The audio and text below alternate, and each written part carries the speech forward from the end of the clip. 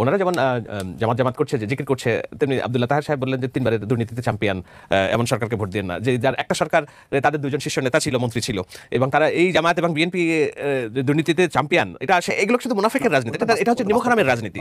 17টা বছর যাদের ছায়াতলে থেকে আপনারা টিকেছিলেন রাজনীতির মাঠে, আজকে ইঁদুর কলা দিয়ে সাপ প্রসার মতো একটা অবস্থা হয়ে গেছে। সো এটা যারা রাজনীতি করেন তারা এটার উত্তর দেবেন, আমি এটার উত্তর দিব না। ওনারা যে ভাবছেন যে ওনারা গোল দেওয়ার মুডে আছেন, বিএনপি ডিফেন্সিভ খেলছে, তার মানে তারা তাদের আত্মবিশ্বাস তুঙ্গে যে আমরা একটা ফাইটিং মুডে আছি, রাইট?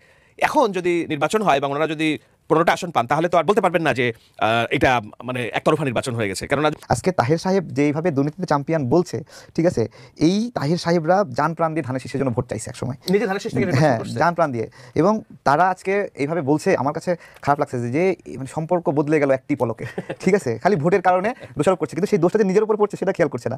এবং তারা ইসলাম, অন ইসলাম, মুসলমান, অমুসলমান বিভিন্ন ক্যাটাগরিতে নাগরিকদের ভাগ করার চেষ্টা করছে। শেখ হাসিনার আমলেও আমাদেরকে এতটা সাইবার হ্যারাসমেন্ট করা হয়, এটা অকপট স্বীকার করেছে, এখনো করছে। শেখ হাসিনার আমলেও আমাদের এইভাবে সাইবার হ্যারাসমেন্ট করা হয়নি। এখন বুঝতে পারছি কোনো একটা দলকে কেন নিষিদ্ধ করে রাখা হচ্ছে, এটা আমরা এখন ফিল করতে পারি।